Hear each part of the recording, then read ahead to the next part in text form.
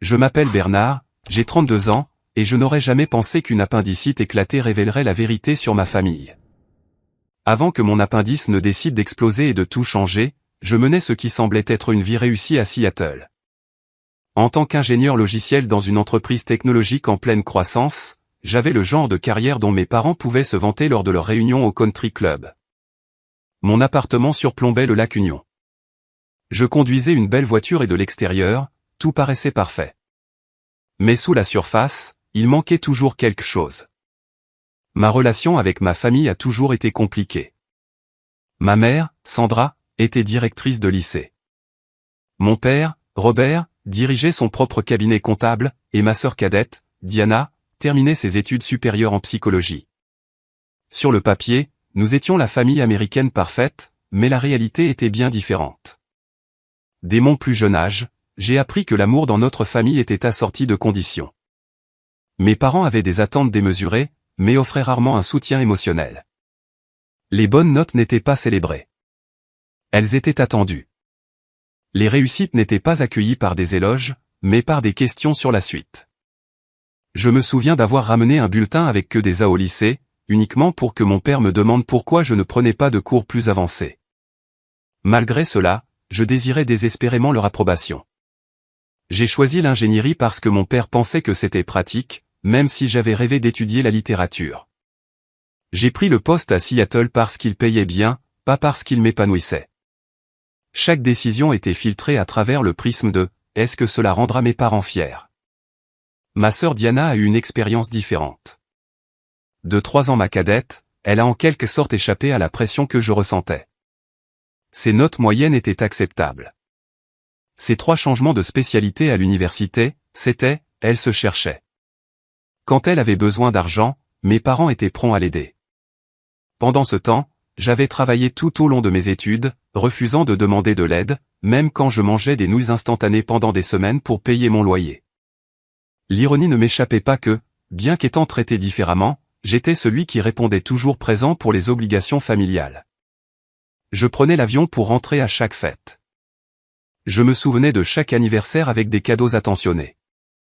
J'appelais mes parents chaque semaine pour prendre des nouvelles. Quand mon père a eu besoin d'aide pour installer le nouveau réseau de son bureau, j'ai pris 3 jours de congé pour rentrer et m'en occuper.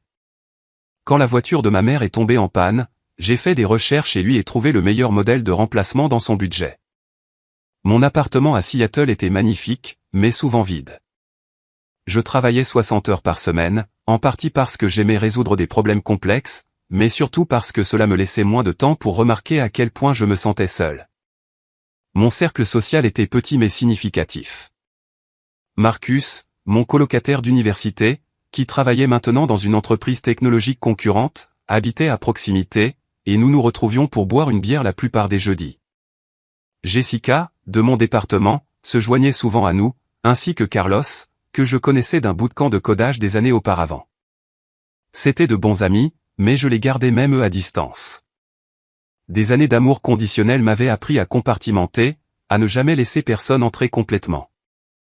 Quand ils me posaient des questions sur ma famille, je racontais des histoires légères et positives, ne révélant jamais la tension sous-jacente. 3 mois avant l'éclatement de mon appendice, ma famille avait commencé à planifier un voyage en Floride. Ma mère avait toujours voulu voir le centre spatial Kennedy, et mon père avait des amis d'université à Miami qu'il pouvait visiter. Diana, de nouveau entre 2 emplois, était excitée à l'idée des plages. Ils m'ont invité, bien sûr, mais le voyage coïncidait avec un lancement de produits majeurs au travail. Je ne pouvais absolument pas prendre de congé. Nous comprenons tout à fait, avait dit ma mère au téléphone, mais son ton suggérait de la déception. Le travail passe toujours en premier pour toi de toute façon.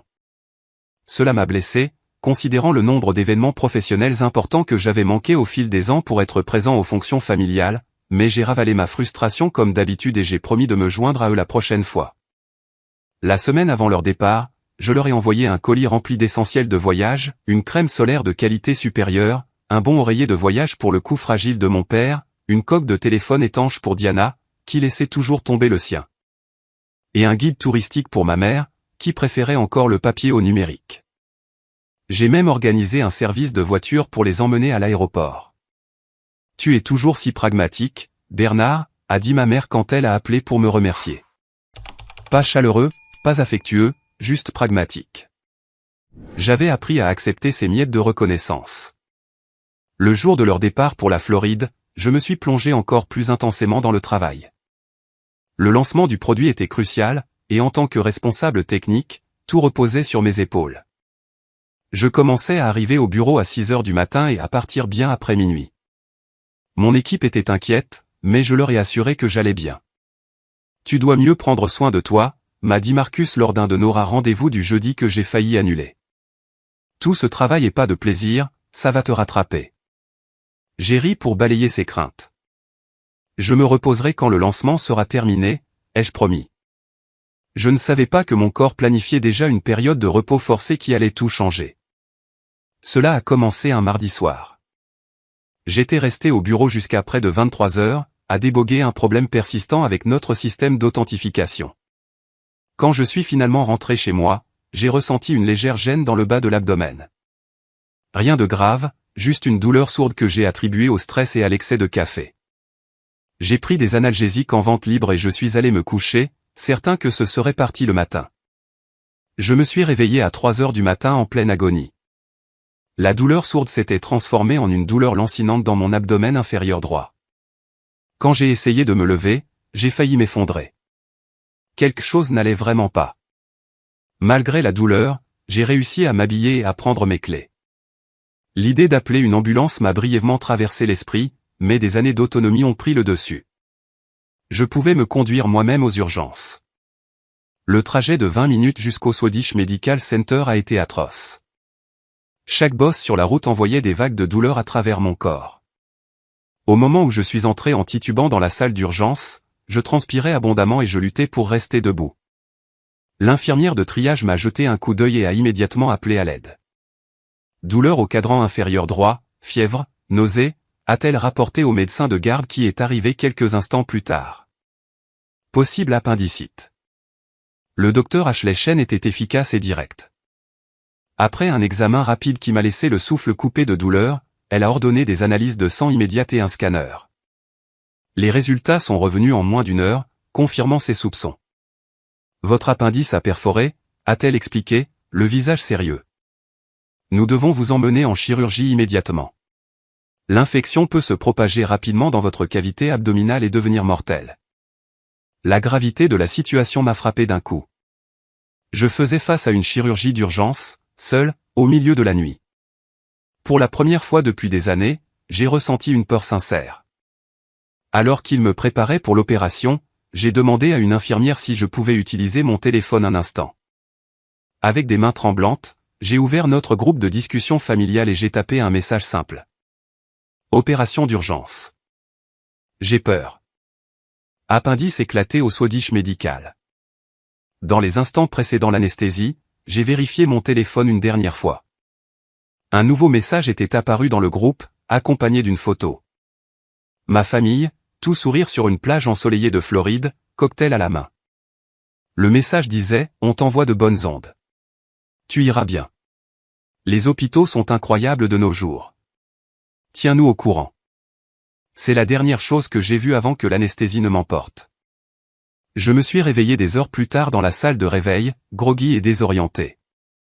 L'opération s'était bien passée, selon l'infirmière de la salle de réveil. Mais comme mon appendice avait déjà perforé, ils avaient dû nettoyer l'infection de ma cavité abdominale. Je devrais rester à l'hôpital plusieurs jours sous antibiotiques intraveineux.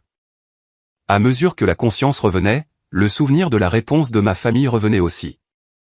J'ai de nouveau vérifié mon téléphone, espérant quelque chose de plus. Mais il n'y avait aucun nouveau message de leur part.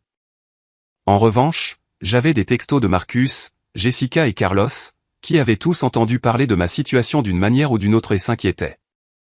Je viens d'avoir des nouvelles de Jessica. C'est quoi ce bordel, mec? Quel hôpital? J'arrive, avait écrit Marcus. OMG, Bernard, je viens de voir tes coordonnées d'urgence quand les RH m'ont appelé. Est-ce que ça va? As-tu besoin de quelque chose? Je peux passer après le travail, avait envoyé Jessica. Mec, Jessica m'a raconté ce qui s'est passé. Je suis à Portland pour une conférence, mais je peux être de retour demain si tu as besoin de moi, avait texté Carlos. Leur inquiétude m'a mis les larmes aux yeux. J'ai rapidement répondu pour leur faire savoir que j'allais bien, mais que je serais hospitalisé plusieurs jours. Puis je suis retourné à la conversation familiale où mon message d'urgence côtoyait leurs photos de plage, sans aucune autre demande sur mon état. J'ai hésité à envoyer un autre message mais j'ai décidé de ne pas le faire. Si une chirurgie d'urgence n'était pas suffisante pour mériter leur inquiétude, qu'est-ce qui le serait? Ce premier jour post-opératoire fut un brouillard d'analgésiques et de brefs moments de conscience. Le soir, la gravité de ma situation s'était pleinement installée. Les médecins ont expliqué que la rupture avait causé une contamination importante et que je risquais de graves complications, y compris une septicémie. Je nécessiterais une surveillance étroite et un traitement antibiotique agressif. À travers tout cela, un jeune infirmier nommé Tyler fut mon soutien constant. Il venait me voir fréquemment, ajustait mes analgésiques aux besoins, et s'asseyait même avec moi pendant sa pause quand il remarquait que je n'avais pas de visiteurs. « Pas de famille qui vient ?» demanda-t-il doucement. « Ils sont en dehors de la ville » ai-je répondu, ne voulant pas admettre la vérité. « Et des amis ?»« Ils viennent demain » ai-je dit, reconnaissant qu'au moins cette partie était vraie.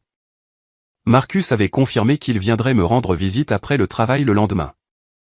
J'ai passé cette nuit à somnoler, interrompu par des infirmières vérifiant mes signes vitaux et administrant des médicaments. Pendant une période d'éveil, j'ai envoyé un autre message au groupe familial. L'opération s'est bien passée, mais l'appendice avait déjà perforé. Ils craignent que l'infection se propage. Je serai ici plusieurs jours. La réponse est arrivée 3 heures plus tard, alors qu'on m'aidait à marcher lentement dans le couloir de l'hôpital dans le cadre de ma convalescence. Une autre photo de plage, cette fois d'un magnifique coucher de soleil. Superbe soirée ici. Content que l'opération se soit bien passée. Ces antibiotiques sont incroyables de nos jours. Tu seras sur pied en un rien de temps. Aucune question sur comment je me sentais. Aucune offre de raccourcir leurs vacances. Aucune reconnaissance de la gravité de mon état. Quand je suis retourné dans ma chambre, j'ai trouvé Marcus qui attendait, l'inquiétude gravée sur son visage. Il avait apporté mon chargeur d'ordinateur portable et des vêtements confortables de mon appartement. « Jésus Bernard, tu as une mine affreuse, dit-il en posant un sac de mes affaires. Pourquoi ne m'as-tu pas appelé quand tu as commencé à te sentir mal? J'ai tenté un sourire. Tout s'est passé très vite. Ta famille rentre, demanda-t-il, supposant ce que toute personne normale ferait. J'ai hésité, puis j'ai secoué la tête. Ils sont en Floride. C'est un voyage qu'ils planifient depuis des mois. L'expression de Marcus s'assombrit. Alors, ils restent là-bas, même si tu viens de subir une opération d'urgence. Ce n'est pas si grave, ai-je menti, minimisant la situation, même si le docteur Moral venait de m'expliquer les risques de péritonite et de septicémie ce matin-là. Marcus a dit. J'ai parlé à ton médecin en arrivant. Il m'a dit à quel point c'est sérieux. Il a tiré une chaise à côté de mon lit. Est-ce qu'ils ont au moins appelé? J'ai de nouveau secoué la tête. C'est dégueulasse, Bernard. Vraiment dégueulasse.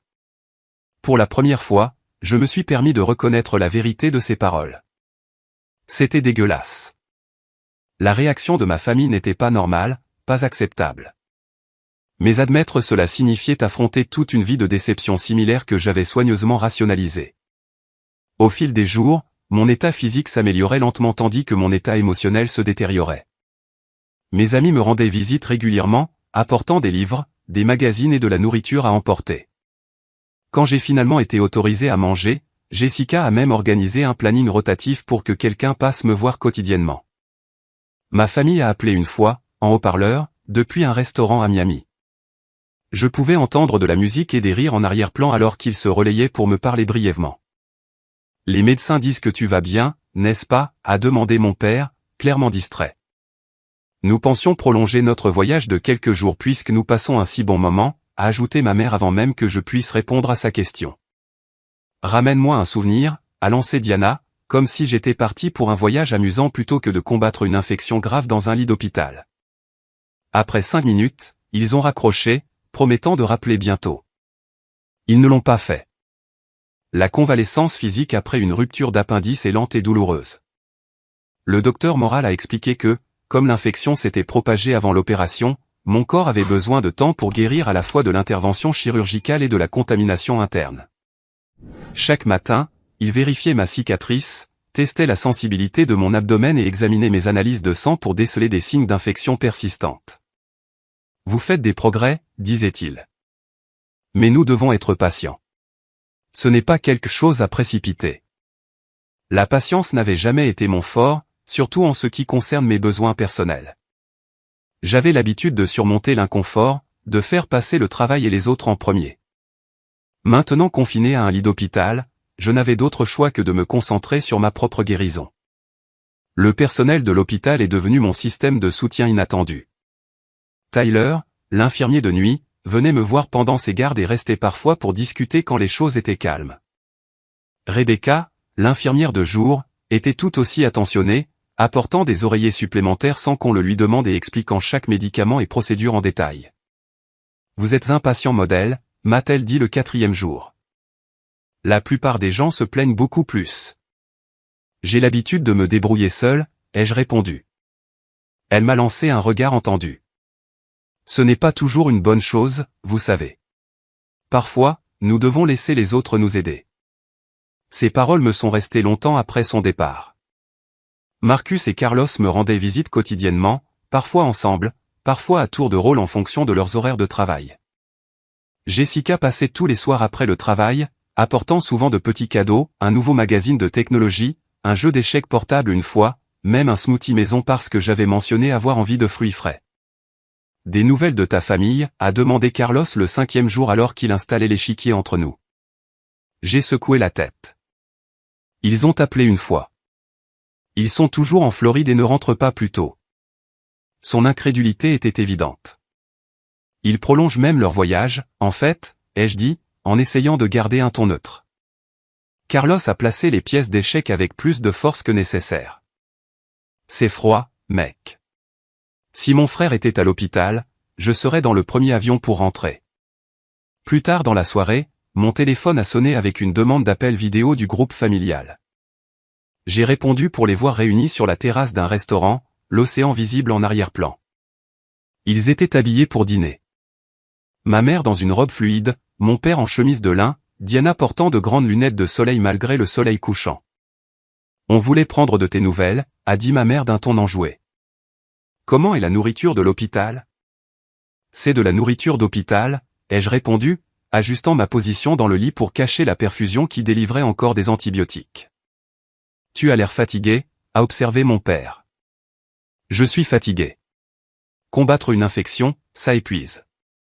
Eh bien, le médecin a dit que tu allais bien, n'est-ce pas, a demandé Diana en sirotant ce qui ressemblait à un mojito. Finalement, oui. C'était assez sérieux, cependant. Mon appendice a perforé avant qu'ils ne puissent l'enlever. Mais ils ont tout nettoyé, a dit ma mère d'un ton dédaigneux. C'est le principal. Ils ont ensuite commencé à me raconter leur aventure de parachute ascensionnel ce matin-là, le restaurant de fruits de mer incroyable qu'ils avaient découvert, et l'excursion en bateau qu'ils avaient réservée pour le lendemain. Pas une seule fois ils ne m'ont demandé comment je me sentais émotionnellement, si j'avais besoin de quelque chose, ou quand je pourrais sortir. Après qu'ils aient raccroché, je suis resté allongé dans mon lit, fixant le plafond, une révélation se faisant lentement jour. Cet appel, comme tant d'interactions auparavant, suivait le même schéma. On attendait de moi que je m'intéresse à leur vie, que je célèbre leur joie, que je soutienne leurs projets. Mais quand j'avais besoin de soutien émotionnel, quand j'étais vulnérable et souffrant, ils maintenaient une distance de sécurité. Cette nuit-là, Tyler m'a trouvé éveillé à 3 heures du matin, des larmes coulant silencieusement sur mon visage. La douleur est forte, a-t-il demandé, vérifiant immédiatement mon dossier. Pas une douleur physique, ai-je admis. Il a tiré une chaise. Tu veux en parler? Et étonnamment, j'en avais envie. Je lui ai parlé de ma famille, de leurs vacances à la plage qui continuaient pendant que j'étais allongé dans un lit d'hôpital, d'années à être là pour eux alors qu'ils manquaient constamment à l'appel pour moi. Leur as-tu déjà dit ce que tu ressens, a-t-il demandé quand j'ai fini. Non, ai-je avoué. Il a toujours semblé plus facile de simplement l'accepter. Plus facile pour qui? Eux ou toi? La question a persisté dans mon esprit longtemps après son départ. Le lendemain matin, Rebecca est arrivée avec une assistante sociale nommée Grace, spécialisée dans le soutien aux patients. Tyler a mentionné que vous pourriez bénéficier de parler à quelqu'un, a expliqué Rebecca. Grace aide les patients à gérer les aspects émotionnels de la convalescence. J'étais initialement réticent, mais l'approche douce de Grace a brisé mes défenses. Nous avons parlé de ma situation familiale, des schémas de donner et de recevoir, des relations saines par rapport aux relations malsaines. Que se passerait-il, a-t-elle demandé lors de notre deuxième session, si vous cessiez d'être celui qui donne toujours? Il serait contrarié, ai-je dit immédiatement. Et pourquoi serait-ce une mauvaise chose? Je n'avais pas de réponse toute prête. Bernard, a-t-elle poursuivi, les relations doivent être équilibrées. Ce n'est pas votre travail de constamment accommoder les autres au détriment de votre propre bien-être. Cet après-midi-là, j'ai pris une décision. Je ne recontacterai plus ma famille pendant mon séjour à l'hôpital. Je me concentrerai sur ma guérison et verrai s'ils remarqueraient mon silence. Les heures ont passé, puis une journée entière, aucun message de leur part. Le deuxième jour de silence, mon téléphone a commencé à afficher des appels manqués de ma mère. Puis des textos me demandant pourquoi je ne répondais pas. Pas des messages d'inquiétude pour ma santé, mais des plaintes sur mon manque de communication. Nous essayons de te joindre. Pourquoi ne réponds-tu pas? Ta sœur veut te parler de sa rencontre avec les dauphins. Rappel. Bernard, c'est impoli d'ignorer ta famille. Je les ai tous laissés sans réponse, me concentrant plutôt sur ma convalescence physique. Le 7e jour, le docteur Moral était satisfait de mes progrès. L'infection est sous contrôle et votre cicatrice guérit bien, a-t-il dit lors de la visite du matin. Si vos analyses de sang continuent de s'améliorer, nous pouvons envisager votre sortie demain. La perspective de rentrer chez moi me remplissait à la fois de soulagement et d'anxiété. J'étais fatigué de l'hôpital mais incertain de pouvoir me débrouiller seul pendant ma convalescence. Marcus a immédiatement offert son aide quand j'ai partagé la nouvelle. Je peux venir te chercher et t'installer à la maison, a-t-il dit. Jessica a déjà rempli ton frigo hier et je peux dormir sur ton canapé pendant quelques jours si tu as besoin de quelqu'un. Son offre m'a profondément touché. Vous n'êtes pas obligés de faire tout ça, les gars. Nous voulons le faire, a-t-il insisté. C'est à ça que servent les amis. Ce soir-là, alors que je commençais à rassembler mes quelques affaires, mon téléphone s'est allumé avec un autre appel de ma mère. Cette fois, j'ai répondu. Enfin, s'est-elle exclamée. Nous étions morts d'inquiétude. J'en doutais fort. Je me concentrais sur ma guérison, ai-je dit. Eh bien, nous rentrons demain. Les vacances étaient absolument merveilleuses, mais toutes les bonnes choses ont une fin. Quand sortiras-tu? Demain, en fait. Timing parfait. Nous pourrons passer te voir en rentrant de l'aéroport. L'ancien Bernard les aurait accommodés, aurait accueilli leur brève visite à leurs conditions, mais je n'étais plus cette personne. En fait, ai-je dit, j'ai besoin de me reposer après ma sortie. Et si on se parlait dans quelques jours, quand je me sentirai plus fort? Son silence surpris en disait long. Marcus est venu me chercher à l'hôpital le lendemain matin comme promis. Le docteur Moral m'a donné des instructions de sortie détaillées, insistant sur la nécessité de repos, d'une bonne nutrition et d'une activité physique limitée pendant au moins 2 semaines. Je devrais revenir pour un rendez-vous de suivi et continuer les antibiotiques par voie orale pour m'assurer que l'infection était complètement résolue. Vous avez traversé un événement médical grave, m'a rappelé le docteur Moral. Votre corps a besoin de temps pour guérir complètement. Ne vous précipitez pas pour reprendre votre routine normale. Le trajet jusqu'à mon appartement fut calme, Marcus évitant soigneusement les nids de poules et prenant les virages lentement pour minimiser l'inconfort. Quand nous sommes arrivés, j'ai été touché de découvrir que mes amis s'étaient affairés en mon absence. L'appartement était impeccablement propre. Des fleurs fraîches étaient posées sur la table basse et, comme promis, le réfrigérateur était rempli de repas faciles à préparer. Jessica a tout organisé, a expliqué Marcus en m'aidant à m'installer sur le canapé.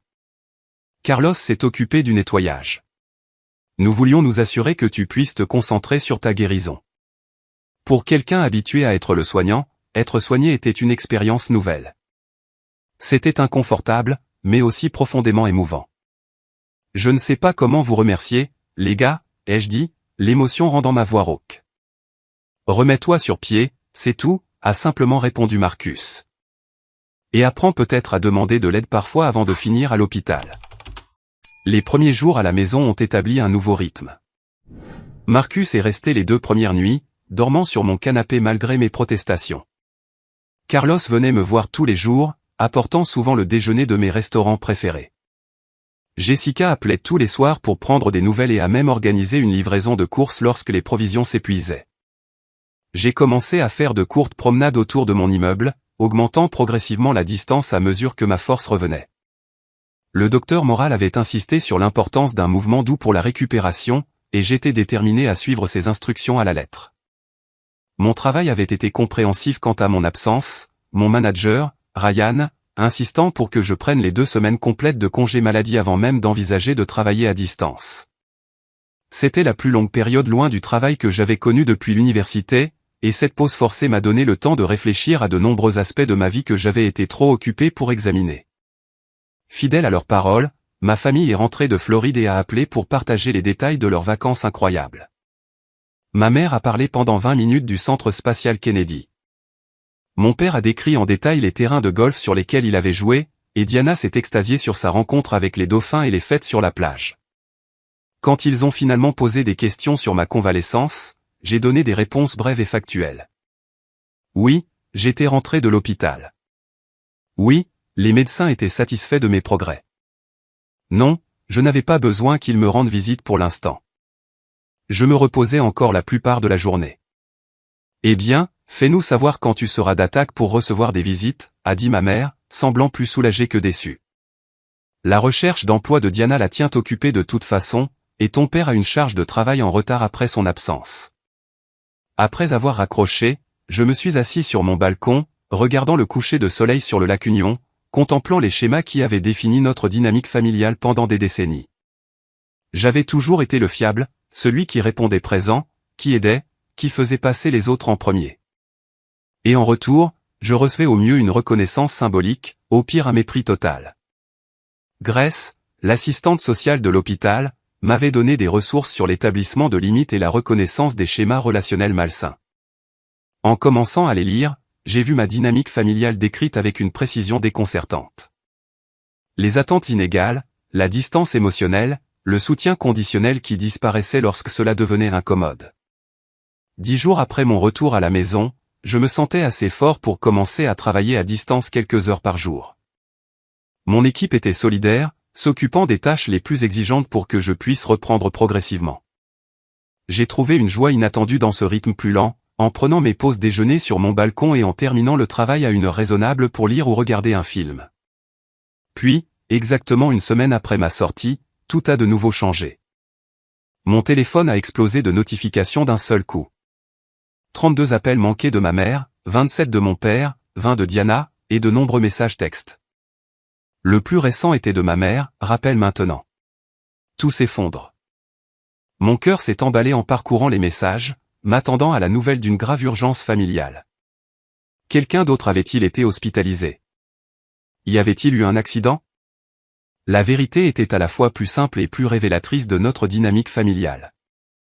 Diana avait compté sur un emploi qui n'avait pas abouti, la laissant incapable de payer la caution et le premier mois de loyer d'un appartement pour lequel elle avait déjà signé un bail. Elle avait besoin de $8 000 immédiatement ou elle perdrait l'appartement et ses frais de dossier. Mes parents avaient dépensé plus que prévu pour leurs vacances en Floride et ne pouvaient pas couvrir la totalité du montant. Ils avaient besoin que je contribue à hauteur de $4 000 pour résoudre la crise de Diana. Par le passé, j'aurais immédiatement transféré l'argent, peut-être avec une suggestion douce qu'une meilleure planification pourrait éviter de telles situations à l'avenir. J'avais les économies. $4 000 ne me ruineraient pas financièrement. Mais quelque chose avait fondamentalement changé pendant mon séjour à l'hôpital. Le contraste entre le soutien sans hésitation de mes amis et l'égocentrisme continu de ma famille avait cristallisé une vérité que j'avais évitée pendant des années. J'ai rappelé ma mère. Enfin, a-t-elle répondu dès la première sonnerie. As-tu reçu nos messages? Diana est dans une situation terrible. J'ai vu les messages, ai-je répondu calmement. Pourquoi est-ce une urgence qui a nécessité 79 appels alors que je me remets d'une opération majeure? Son ton a immédiatement changé, passant de l'urgence à la défense. Eh bien, tu ne répondais pas, et c'est important. Diana perdra sa caution si nous n'obtenons pas l'argent d'ici demain. Je comprends que c'est stressant pour elle, ai-je dit en gardant mon calme. Mais je suis toujours en convalescence, maman. Je suis en congé maladie. J'ai failli mourir d'une infection grave pendant que vous prolongiez tous vos vacances. C'est un peu dramatique, Bernard, a-t-elle raillé. Le médecin a dit que tu irais bien. Après une opération d'urgence et une semaine d'antibiotiques par intraveineuse, ai-je rétorqué, ce dont aucun de vous ne semblait assez préoccupé pour même raccourcir votre voyage d'une journée. Nous étions en vacances, a-t-elle dit, comme si cela expliquait tout. Et tu changes de sujet. Diana a besoin d'aide. Peux-tu transférer l'argent aujourd'hui ou non? L'ancien Bernard aurait cédé, aurait envoyé l'argent pour maintenir la paix. Le nouveau Bernard, portant encore des vêtements amples pour éviter la pression sur sa cicatrice en guérison, a pris une profonde inspiration. Non, ai-je dit simplement. Je ne peux pas faire ça aujourd'hui. Le silence à l'autre bout du fil était profond. Comment ça, non, a-t-elle finalement demandé, l'incrédulité évidente dans sa voix. Je veux dire, non, je ne peux pas envoyer 4000 $ aujourd'hui. Je me remets encore d'un événement médical majeur dont aucun de vous ne semblait particulièrement préoccupé. Je dois me concentrer sur ma santé en ce moment. Mais Diana va perdre son appartement. Alors Diana devra trouver une autre solution, ai-je dit. Peut-être qu'elle pourrait chercher un endroit avec une caution moins élevée ou prendre une location à court terme jusqu'à ce qu'elle trouve un emploi. Je n'arrive pas à croire que tu sois si égoïste, a dit ma mère, sa voix se durcissant. Après tout ce que nous avons fait pour toi. Cette phrase, si familière et pourtant si inexacte, a finalement fait sauter quelque chose en moi. Qu'avez-vous fait exactement pour moi, maman? Quand j'étais à l'hôpital pendant une semaine avec une maladie potentiellement mortelle, vous avez envoyé des selfies de plage. Vous avez prolongé vos vacances plutôt que de venir m'aider. Mes amis sont venus tous les jours. Ils ont nettoyé mon appartement, rempli mon frigo, m'ont ramené à la maison et ont constamment pris de mes nouvelles. Qu'a fait ma famille?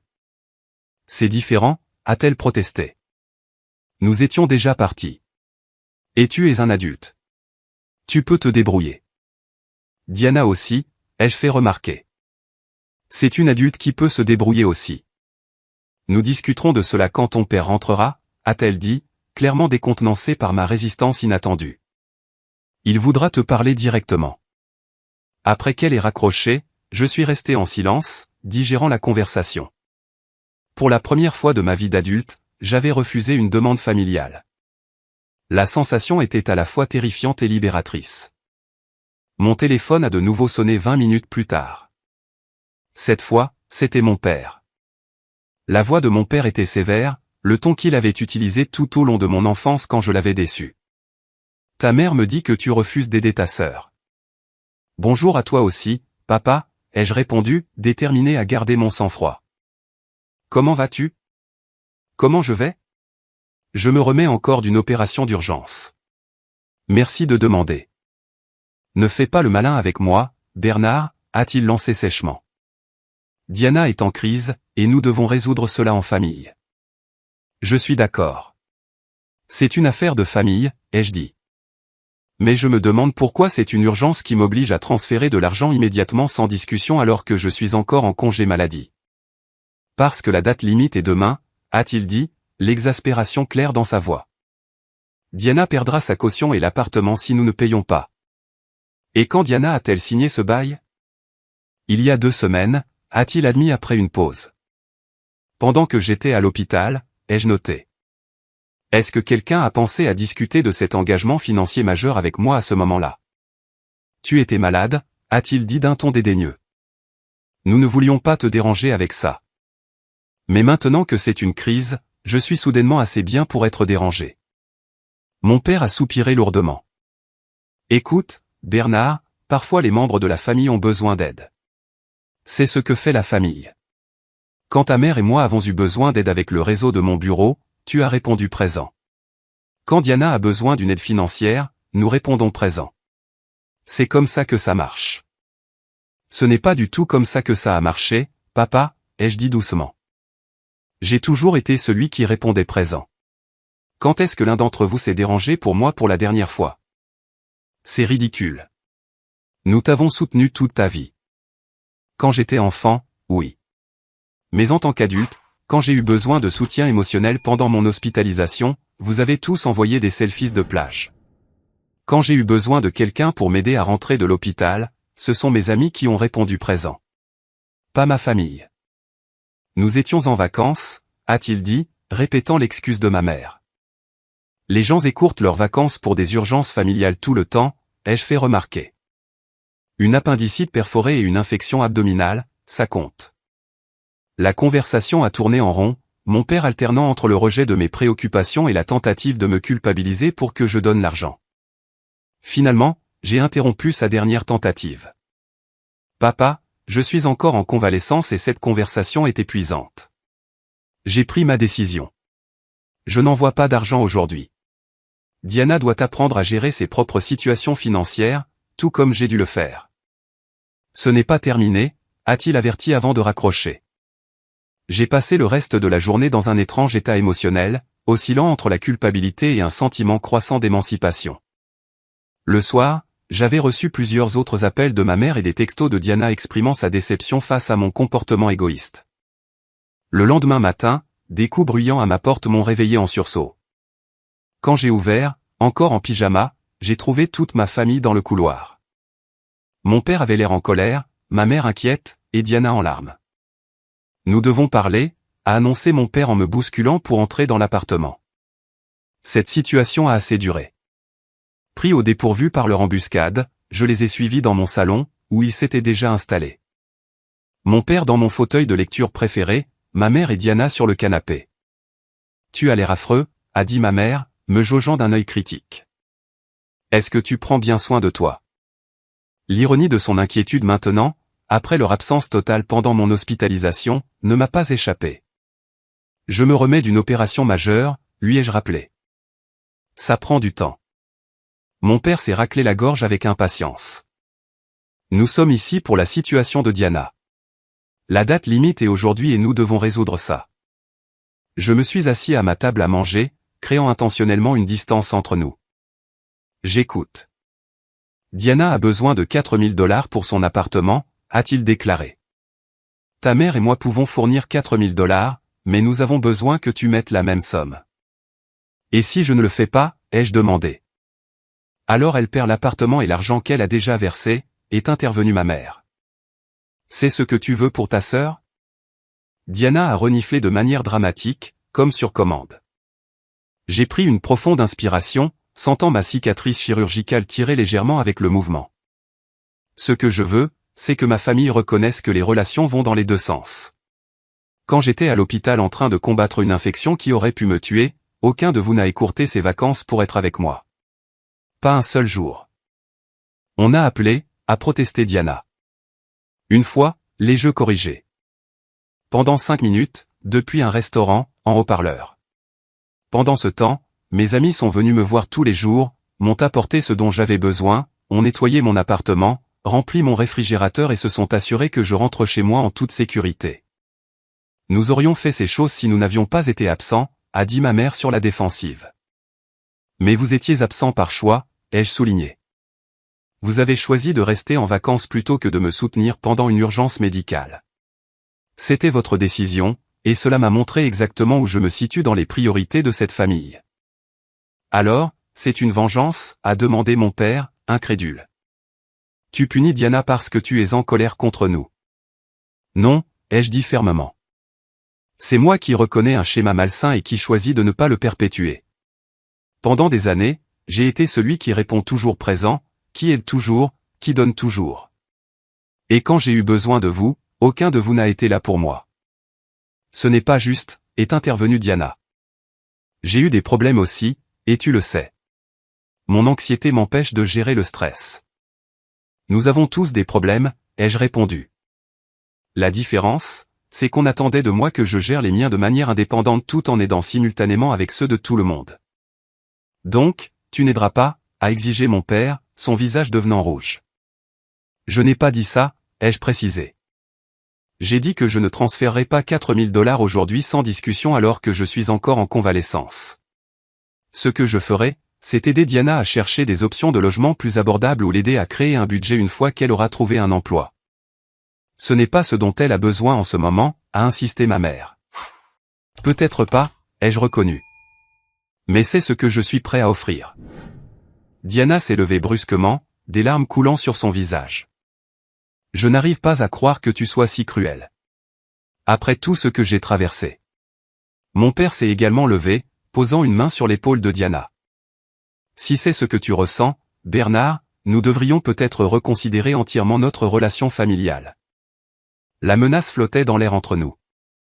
Par le passé, cela aurait suffi à me faire capituler immédiatement. Au lieu de cela, j'ai ressenti un calme curieux. Si c'est votre décision, je la respecterai, ai-je dit doucement.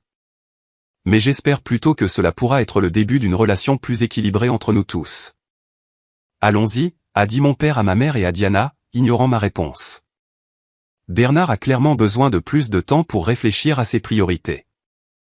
Ils sont sortis de mon appartement sans un autre mot, les sanglots théâtraux de Diana résonnant dans le couloir. Alors que la porte se fermait derrière eux, je me sentais à la fois vidé et étrangement libéré. J'ai immédiatement appelé Marcus. Ils viennent de me tendre une embuscade dans mon appartement, ai-je expliqué après avoir brièvement raconté la situation. Putain, a-t-il répondu. Est-ce que ça va? Tu as besoin que je passe? Non, en fait, ça va, ai-je réalisé, quelque peu surpris par la vérité de cette affirmation. Pour la première fois, je leur ai tenu tête. Bravo, mec. Ça faisait longtemps que ça devait arriver. Mon père a pratiquement menacé de me renier si je ne donne pas l'argent à Diana. Et comment te sens-tu par rapport à ça, a demandé Marcus avec précaution. Triste, ai-je admis, mais aussi soulagé, comme si peut-être cela devait arriver. Après avoir raccroché, j'ai passé l'après-midi à réfléchir à la confrontation. Des années de sentiments refoulés avaient finalement fait surface. Et bien que le résultat ne soit pas ce que j'aurais choisi, cela semblait être un premier pas important vers quelque chose de plus sain. Ce soir-là, j'ai rédigé un long email à ma famille, expliquant mes sentiments plus clairement que je n'avais pu le faire lors de notre conversation animée. J'ai détaillé la peine que j'avais ressentie pendant mon hospitalisation, ma prise de conscience de notre dynamique familiale déséquilibrée, et mon espoir que nous puissions construire quelque chose de mieux à l'avenir. Je vous aime tous, ai-je conclu. Mais je dois aussi m'aimer moi-même. Je suis prêt à faire partie d'une famille où tout le monde se soutient mutuellement, pas seulement une famille où l'on attend de moi que je résolve les problèmes de tout le monde pendant que mes propres besoins ne sont pas satisfaits. J'espère que nous pourrons trouver un moyen de créer cela ensemble. J'ai cliqué sur « Envoyer » avant de pouvoir douter de moi-même, puis j'ai éteint mon téléphone et je suis allé me coucher tôt, épuisé par le bilan émotionnel de la journée. Le lendemain matin, j'ai contacté Grace, l'assistante sociale de l'hôpital, qui m'avait donné des ressources sur l'établissement de limites. Elle m'a mis en contact avec un groupe de soutien pour les personnes confrontées à des dynamiques familiales difficiles. Assister à ma première réunion virtuelle plus tard cette semaine-là a été une révélation. Entendre d'autres décrire des expériences si similaires aux miennes m'a fait me sentir moins seul dans ma lutte. Les jours ont passé sans réponse de ma famille. Diana a apparemment trouvé une autre solution à sa crise de logement, bien que je ne l'ai appris que par un ami commun de la famille. Le silence était douloureux, mais il m'a aussi donné l'espace nécessaire pour continuer ma guérison physique et émotionnelle sans l'épuisement constant du drame familial. 2 semaines après notre confrontation, alors que je me préparais à retourner au travail à temps partiel au bureau, je me sentais enfin prêt à affronter tout ce qui allait suivre dans ma relation familiale. L'incertitude était inconfortable, mais pour la première fois de ma vie d'adulte, je sentais que je me tenais sur un terrain solide que j'avais moi-même bâti. 2 semaines de silence de la part de ma famille se sont étendues à 1 mois. Pendant ce temps, ma guérison physique a progressé de manière constante. Le rendez-vous de suivi avec le docteur Moral a confirmé que l'infection était complètement résolue et que ma cicatrice guérissait bien. Il m'a autorisé à reprendre mes activités normales, tout en me mettant en garde contre le port de charges lourdes ou les exercices intenses pendant encore quelques semaines. Vous vous êtes remarquablement bien remis, m'a-t-il dit. Rappelez-vous simplement que la guérison interne prend plus de temps que ce que nous pouvons voir en surface. Ces paroles semblaient s'appliquer à plus que ma simple condition physique. Retourner au travail à temps partiel, puis finalement à temps plein, a apporté son lot de défis et de récompenses. Mon équipe s'était admirablement débrouillée en mon absence, et mon manager, Ryan, m'a suggéré d'utiliser cette opportunité pour établir de meilleures limites entre vie professionnelle et vie privée. Tu travaillais 60 heures par semaine avant que ton appendice n'éclate, m'a-t-il rappelé. Peut-être que ce n'est pas durable. J'ai pris son conseil à cœur, quittant le bureau avant 18 heures la plupart des soirs et récupérant mes week-ends pour des activités personnelles. Avec ce temps nouvellement trouvé, j'ai commencé à explorer des intérêts que j'avais longtemps négligés. Je me suis inscrit à un cours de cuisine, quelque chose que j'avais toujours voulu essayer mais pour lequel je n'avais jamais pris le temps. J'ai redécouvert mon amour pour la lecture de fiction, dévorant des romans que j'avais achetés des années auparavant mais jamais ouverts. Mes liens sociaux se sont également approfondis. Les soirées bières du jeudi avec Marcus se sont étendues à des randonnées le week-end quand j'étais assez fort. Carlos m'a présenté à sa ligue de basketball communautaire où j'ai commencé comme spectateur mais ai finalement participé à des matchs amicaux. Jessica et moi nous sommes découverts un intérêt commun pour les films documentaires et avons commencé à assister à une série de projections mensuelles dans un cinéma indépendant local. Grâce au groupe de soutien que Grace m'avait recommandé, j'ai rencontré Rachel, une conseillère spécialisée dans la dynamique des relations familiales. Nos conversations initialement professionnelles ont progressivement évolué en amitié, et j'ai trouvé ces aperçus inestimables alors que je naviguais dans ma nouvelle réalité. Les schémas familiaux ne changent pas du jour au lendemain, m'a-t-elle rappelé lors d'un de nos cafés. Vous avez perturbé un système en place depuis des décennies. Il y aura de la résistance. Pensez-vous qu'ils comprendront un jour mon point de vue, ai-je demandé. Certains membres de la famille pourraient finir par le faire, a-t-elle dit pensivement. D'autres peut-être pas. L'important est que vous le compreniez et que vous honoriez vos propres besoins. 6 semaines après notre confrontation, ma mère a appelé de manière inattendue. Un dimanche après-midi. Je venais de rentrer d'une courte randonnée avec Marcus, me sentant plein d'énergie et positif. Bernard, a-t-elle dit quand j'ai répondu, sa voix inhabituellement hésitante. Comment vas-tu? Je vais bien, ai-je répondu, en gardant un ton neutre. Comment allez-vous, papa, Diana et toi? On gère, a-t-elle dit après une pause. Diana a trouvé un autre appartement avec une colocataire. Ton père et moi l'avons aidé avec la caution. Je suis content qu'elle ait trouvé une solution, ai-je dit sincèrement. Un silence gênant a suivi avant que ma mère ne reprenne la parole. J'ai lu ton email plusieurs fois. En fait. Cela m'a surpris. J'avais supposé que ma longue explication avait été rejetée ou supprimée sans être lue. J'ai réfléchi à ce que tu as dit, a-t-elle poursuivi. Sur le fait que nous n'étions pas là pour toi quand tu étais à l'hôpital. J'ai attendu, ne voulant pas interrompre ce qui semblait être une reconnaissance difficile pour elle. Je n'ai pas bien géré ça, a-t-elle admis. Nous aurions dû rentrer quand nous avons appris pour ton opération. Je le vois maintenant. Ces mots m'ont pris au dépourvu. Durant toutes ces années, j'avais rarement entendu ma mère reconnaître une erreur. Merci de dire ça, ai-je répondu, l'émotion rendant ma voix rauque.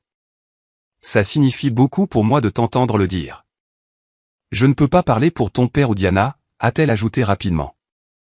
Mais j'ai réfléchi à notre dynamique familiale. Les choses que tu as dites. Il pourrait y avoir une part de vérité. Nous avons parlé pendant près d'1 heure, la conversation la plus longue et la plus honnête que nous ayons jamais eue. Elle a partagé ses propres difficultés à exprimer ses émotions, un trait qu'elle avait hérité de ses parents. Elle a reconnu qu'elle avait souvent tenu ma fiabilité pour acquise tout en trouvant des excuses pour les défis de Diana. Serais-tu d'accord pour qu'on déjeune ensemble la semaine prochaine, a-t-elle demandé vers la fin de notre appel. Juste toi et moi. J'ai accepté avec prudence, optimiste mais réaliste quant au chemin à parcourir. Notre déjeuner fut hésitant mais productif. Ma mère a posé des questions détaillées sur mon hospitalisation et ma convalescence, écoutant attentivement des expériences qu'elle avait précédemment minimisées. J'ai partagé honnêtement comment leur absence m'avait affecté. Et pour une fois, elle n'est pas devenue défensive ou n'a pas rejeté mes sentiments. Ton père a plus de mal avec ça, a-t-elle avoué au dessert. Il a été élevé en croyant que les obligations familiales sont absolues. L'idée que tu puisses mettre des conditions à ton soutien lui est difficile à accepter. Je ne mets pas de conditions à l'amour, ai-je précisé. Je demande de la réciprocité dans notre relation. Il y a une différence. Elle a hoché la tête lentement. Je comprends mieux ça maintenant. J'essaie de l'aider à le voir aussi. Diana s'est avérée la plus résistante à notre dynamique familiale changeante. Quand je lui ai finalement parlé 2 mois après notre confrontation, elle a vacillé entre des excuses larmoyantes et des tentatives subtiles de rétablir les anciens schémas. « Je suis vraiment désolée de ne pas avoir été là pour toi », a-t-elle dit lors de notre rencontre autour d'un café. Je traversais tellement de choses avec ma situation professionnelle et la recherche d'appartement. Tu sais comment l'anxiété m'affecte. Je comprends que tu faisais face à tes propres défis, ai-je reconnu, mais cela ne signifie pas que mon urgence médicale aurait dû être ignorée. Je sais. Elle a soupiré. J'ai travaillé sur le fait d'être moins égocentrique. Mon thérapeute dit que je dois développer plus d'empathie. C'était une nouvelle information. Tu vois un thérapeute? Elle a hoché la tête. Après tout ce qui s'est passé avec la situation de l'appartement, maman a suggéré que je pourrais bénéficier d'une aide professionnelle pour mes problèmes d'anxiété et de gestion financière. C'était un développement inattendu mais bienvenu. Peut-être que le système familial changeait d'une manière que je n'avais pas anticipée. Au fil des semaines, j'ai maintenu le contact avec ma famille, mais avec de nouvelles limites fermement en place. J'ai décliné les invitations qui ne respectaient pas mon temps ou mes besoins. J'ai offert de l'aide quand je pouvais vraiment la fournir sans sacrifice personnel. J'ai exprimé mes sentiments honnêtement plutôt que de ravaler ma déception pour maintenir la paix.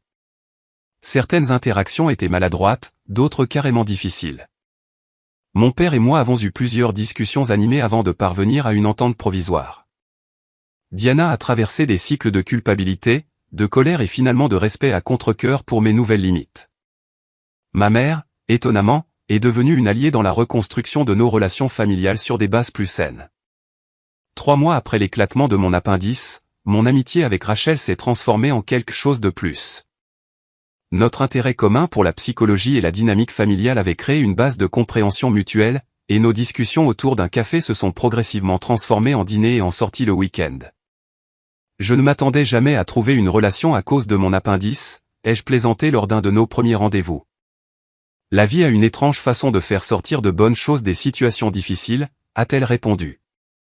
Parfois, nous avons besoin d'être brisés pour trouver une meilleure voie. Mon 33e anniversaire est arrivé 4 mois après mon opération. Les années précédentes, j'aurais reçu des appels de pure forme de ma famille et me serais peut-être offert un dîner tranquille seul. Cette année, Marcus et Carlos ont organisé un petit rassemblement dans ma brasserie préférée, avec Jessica, Rachel et plusieurs autres amis se joignant à la célébration. À ma grande surprise, j'ai également reçu un texto de ma mère. Ton père et moi aimerions organiser un dîner de famille pour ton anniversaire ce week-end si tu es disponible. Aucune pression, juste une invitation. L'ancien Bernard aurait immédiatement réarrangé son emploi du temps pour répondre à cette demande. Le nouveau Bernard a vérifié son calendrier, a noté des projets avec Rachel le samedi, et a répondu que le dimanche conviendrait si cela leur allait. Dimanche est parfait, a répondu ma mère. Nous avons hâte. C'était une petite chose, cet échange, mais il représentait un changement fondamental dans notre dynamique familiale. Pour la première fois, mes projets existants étaient reconnus comme valides, mon temps respecté comme précieux. Ce n'était pas tout, mais c'était un début. En soufflant les bougies sur le gâteau que mes amis m'avaient offert en surprise, j'ai fait un vœu silencieux. Pas pour quelque chose de matériel, mais pour la force de continuer ce voyage de découverte de soi et de relations saines. Le chemin à parcourir aurait sans aucun doute des obstacles. Mais pour la première fois de ma vie, je me sentais équipé pour les naviguer sans me perdre en cours de route. Le dîner d'anniversaire du dimanche avec ma famille a marqué un tournant dans notre relation. Ma mère avait préparé mes plats préférés, avec un gâteau au chocolat fait maison qu'elle savait que je préférais à ceux du commerce. Mon père, bien que toujours un peu réservé, a fait l'effort de poser des questions sur mon travail et ma convalescence sans son jugement habituel. Même Diana semblait plus attentive, posant des questions réfléchies sur mes randonnées avec Marcus plutôt que de ramener immédiatement la conversation à ses propres préoccupations. « Nous avons quelque chose pour toi », a dit ma mère après le dîner, faisant glisser un petit paquet emballé sur la table. À l'intérieur se trouvait une photo encadrée de ma remise de diplôme du lycée. Un moment où je m'étais senti sincèrement fier et soutenu par ma famille. Avec elle, il y avait une carte manuscrite de chacun d'eux. La note de ma mère était la plus révélatrice. Bernard, je suis désolé qu'il ait fallu que ton appendice éclate pour que je réalise à quel point je t'ai tenu pour acquis au fil des ans. J'apprends à être une meilleure mère pour le fils que j'ai déjà. Pas seulement le fils que je pensais que tu devais être. Je t'aime exactement tel que tu es. Je ne prétendrai pas que ce seul dîner a guéri des décennies de schémas dysfonctionnels. Reconstruire notre relation a été un processus lent, souvent difficile. Il y a eu encore des malentendus, des retours occasionnels à d'anciens comportements, et des moments de frustration de tous les côtés. Mais il y avait aussi une nouvelle base d'honnêteté et de respect mutuel qui rendait l'effort valable. Au cours des mois suivants, nous avons établi de nouvelles traditions et attentes. Les dîners du dimanche sont devenus un événement mensuel plutôt qu'une obligation chaque fois qu'il décidait d'appeler.